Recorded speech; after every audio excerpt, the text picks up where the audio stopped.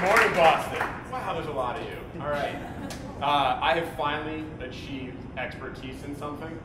I have achieved mastery in the art of wasting my own time.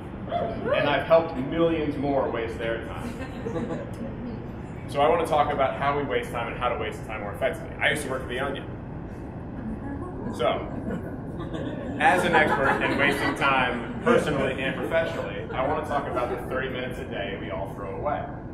Now, it's not necessarily contiguous time, it's the little bits of time here and there. It's not the time we feel good about that's recharging and good for our brain, it's the time we start to feel guilty about.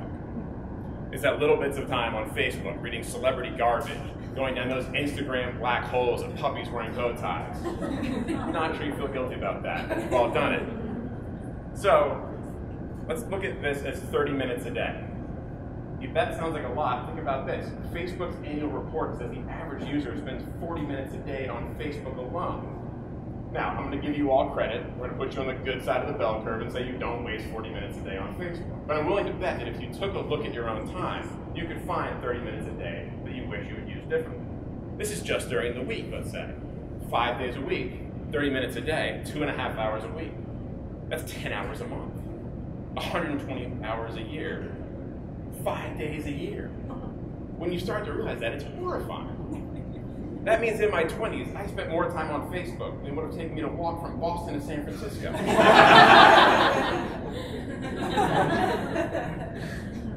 So I want to introduce to you an idea that I use to sort of capture that I'm wasting my time.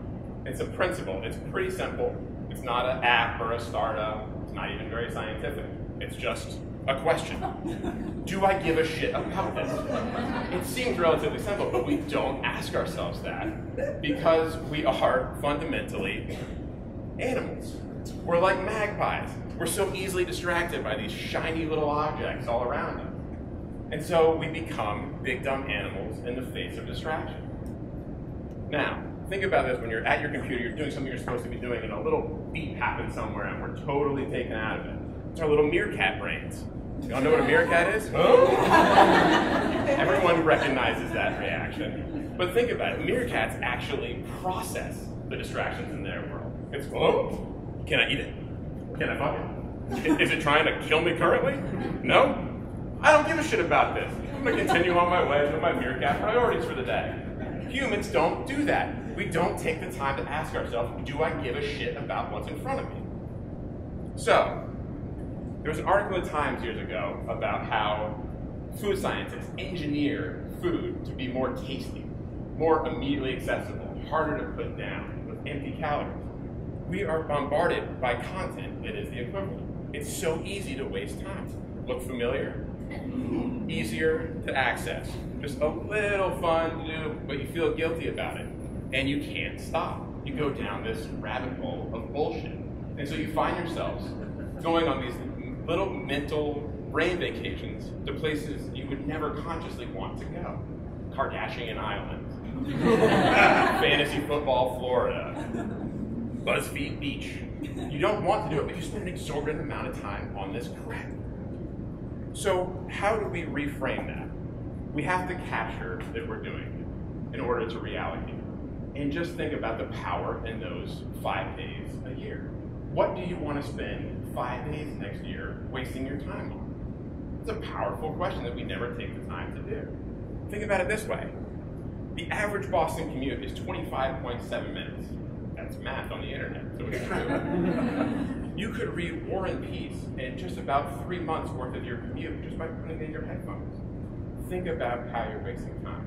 Identify that little meerkat part of your brain and ask yourself, do I give a shit about what I'm looking at?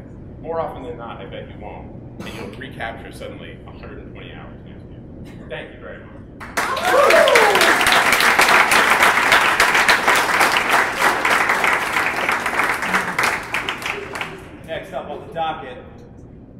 Miss Julia Jones from Daybreaker. Who requested a personal video of this? I did not. I absolutely did. Hi, okay, so how many of you wake up at 4:30 a.m.? Say I. I expect to see no one. Thank you very much. Okay, 5:30 a.m. Say I. Aye. Okay, all right. 6:30, 7, show of hands at least. Okay, I mean, I figure if you're not up by 7, there's no way you'd end up being at Creative Mornings at all. But I digress. So imagine on this particular day, you're up at 5 a.m. Why are you up at 5 if you're not a morning person?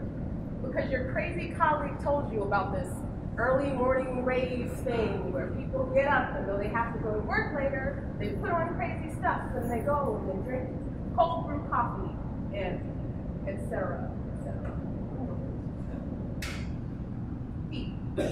Nice and loud.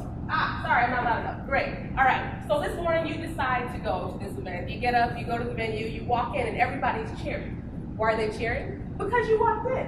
And it's awesome. The energy is crazy in there. Because you walked in a little late, you're starting to miss the yoga. But there are about 100 yogis on the floor already flexing. There's an acro yoga person in the front leading everyone. You think you'll go get a little drink. So you go over to the bar. And where you normally see in a bar venue, a whole bunch of alcohol up top. You see all of these crazy treats and juices and kegs of cold brew coffee all sitting right there. And so now, at this point, you turn around, and finally, the beat drops. There's a DJ, and there's a brass band that starts marching through a crowd of dancing people. There might be somebody over there doing pyro. There might be a drum circle.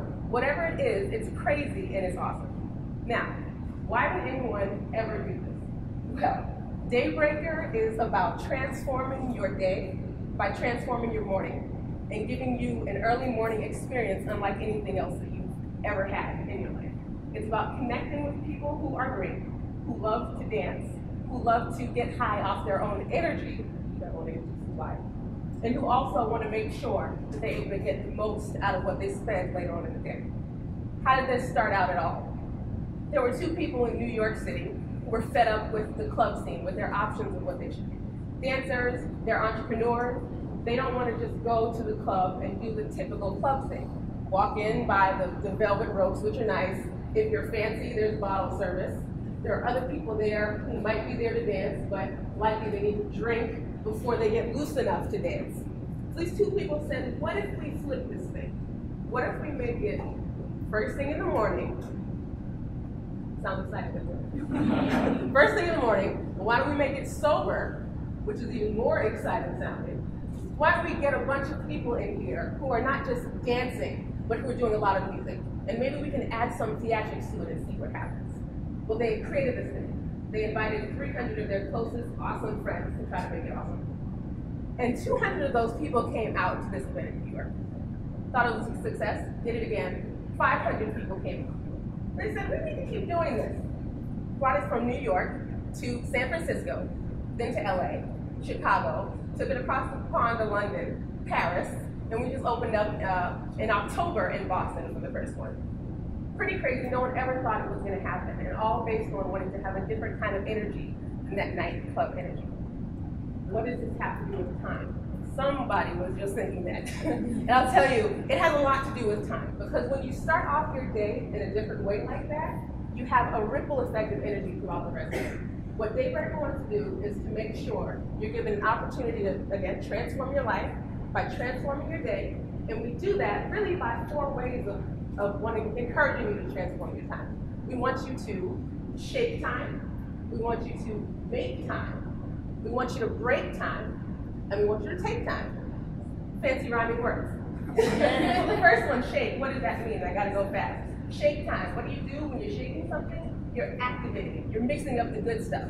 We want you to mix it up first thing in the morning so that has a ripple energy effect throughout the rest of the day, as I said. But what does that have to do with making time? We all have the same 24 hours in a day, right? Well, if you shake it up and get activated like that, you're likely to get as much done in 24 hours as it would have taken you to do in 48. That's what I like to call time manufacturing. You just made yourself 24 more hours of productivity. Almost to the end here. The next thing I want you to do is break time. it kind of keeps moving on, right? You can't really stop it, but we challenge that. We want you to stop it. We want you to break the cycle. We want you to take time for yourself, get connected to the you that you bring to everything else that you do. And lastly, we want you to take it. There's a lot of great stuff that's happening around you, but also a lot of great people. And we don't often take the time to get communified, to connect with them. All of this to say, if you really love what you hear, please come out and enjoy Daybreaker. If you hate what you hear, please come out and enjoy Daybreaker. We want you to have a different kind of life experience. We want you to learn to shake it up. We want you to learn to manufacture and make it up. We want you to break it up, and we want you to take it up. And we guarantee you that this will cause you to dance your face off first thing in the morning and make the best decision of 2016. Thank you.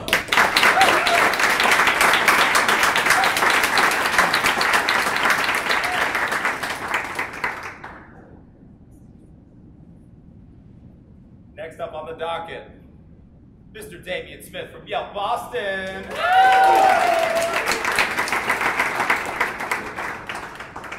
All right, y'all, first things first.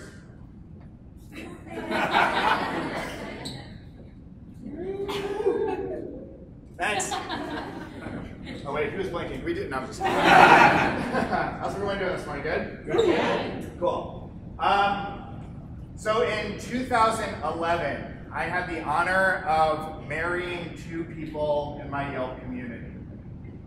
Earlier this year in Austin, Texas, there was a very well-known person in the Yelp community there who had a fire that destroyed her apartment building and a flood as a result of the fire department putting out the fire that destroyed all of her belongings.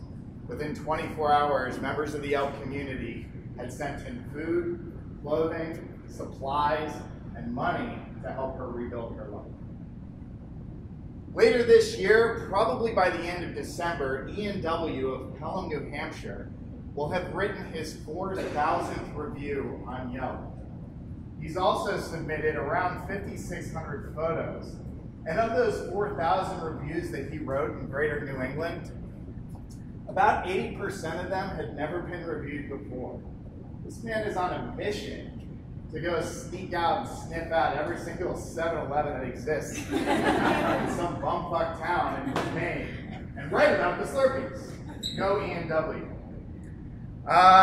What's interesting about this is that Ian W. has the prestigious honor of being a member of the Yelp elite. I know there are a few of you in the audience today. Going out. These folks are super users. They basically love to just engage in Yelp, contribute a lot of really great content through the course of the year, and every year they're given a badge if they're awesome.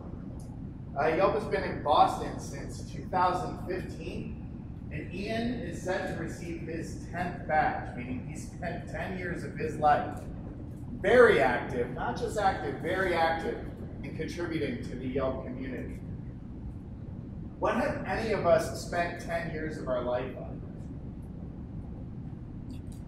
I can't think of a single thing. I eat nachos for 10 years.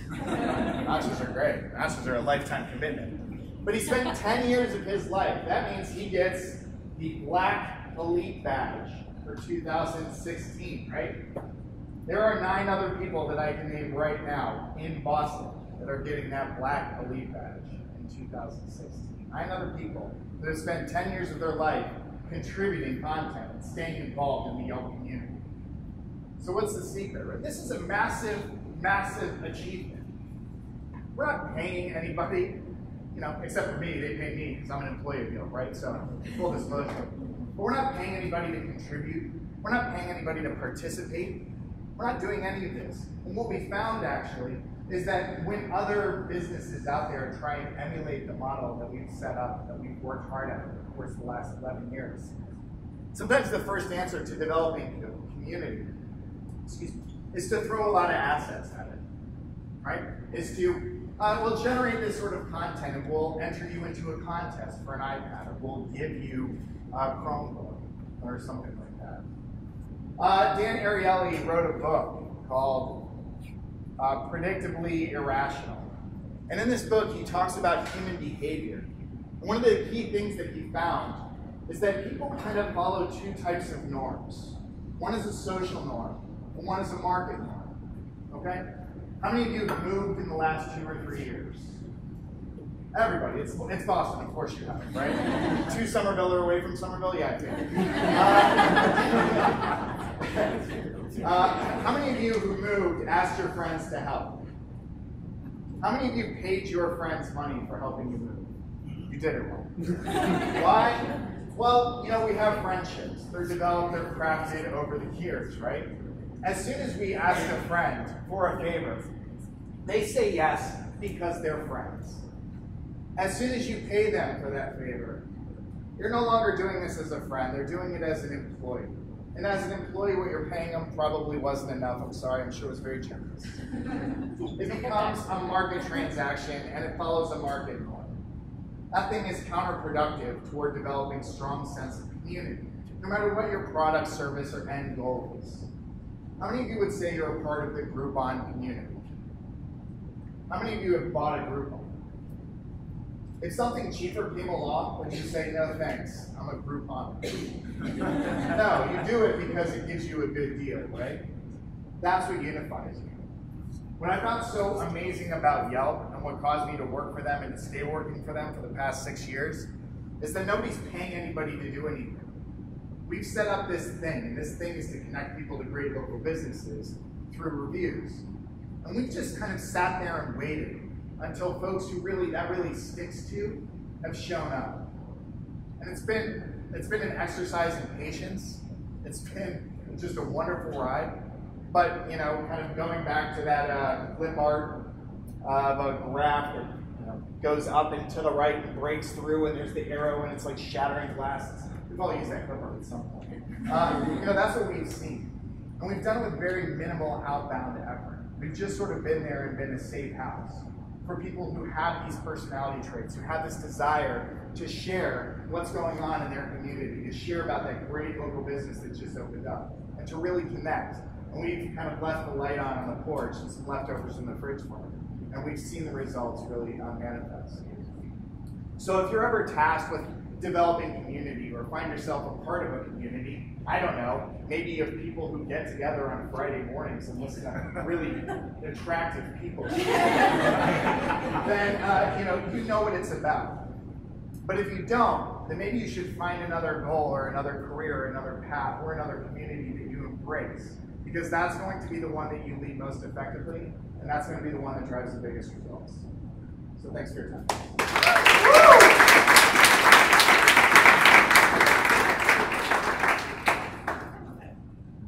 Are you sure? Yeah, that's really scary. All right. Next up, one of my favorite attendees. She's been coming for almost 2 years. Big ups to my gal, Alex Byer. Okay, so I don't normally project this much. This is going to be interesting. My name is Alex.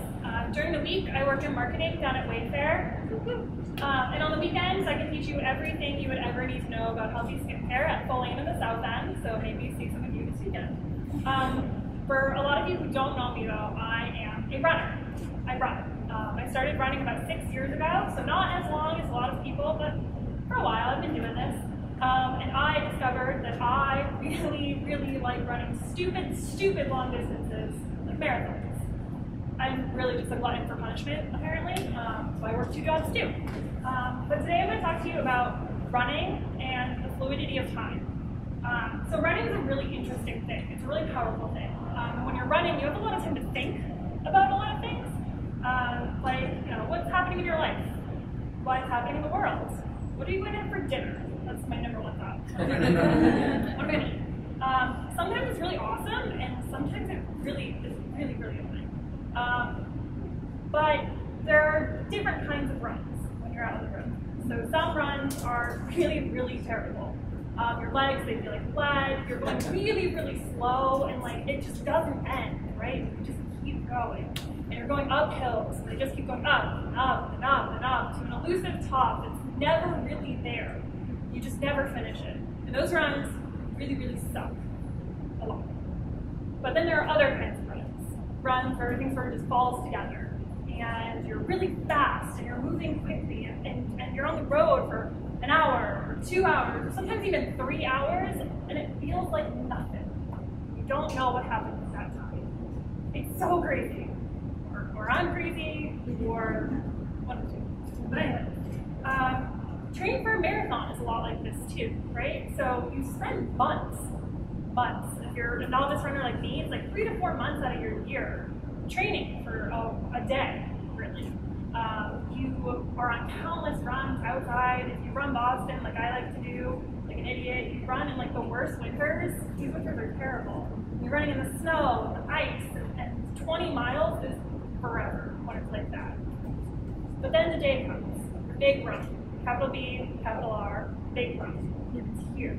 It's so exciting. Everything is so amazing. And you can't get here soon enough. And you're filled with all this nervous energy, and you're so excited. Yeah. Requested. Okay. Sorry. Hello. Nice and close. Can you hear me now? Okay. Cool. Okay. So you're so excited, and you're worrying about, am I going to see my friends? You're probably not. You're probably going to miss some of your friends along the way. But you're just ready to get started. And here's a secret that not a lot of runners will tell you, but the thing goes by like in a second. The whole race is gone in a minute. It doesn't matter if you have the best race of your life or the worst race of your life. And I can tell you that because it once took me 6 hours to finish a marathon, and it still felt like it was gone in an instant. Life is a lot like this, right? So we have years that go by so fast, right? Like 2015, where did it come? But you start the year and it seems like it's going to be so long, and then all of a sudden it's the end of the year and your friends are asking you if you want to go to the bar for New Year's Eve, and you definitely don't. And they're asking you, what are your New Year's resolutions? And you're always floss, drink more water. But interspersed in that really fast year were a lot of days that felt like they weren't going to end. They kept slogging on. You spent hours at your desk trying to figure out what you're doing. You had months and weeks of grief and sadness. And it all just kind of feels like it doesn't end. Life is a big run. Capital B, capital R, big run. So remember, during those days when it feels like they're never going to end, one day you're going to look back and be like, can't believe it's already over. Thanks, guys.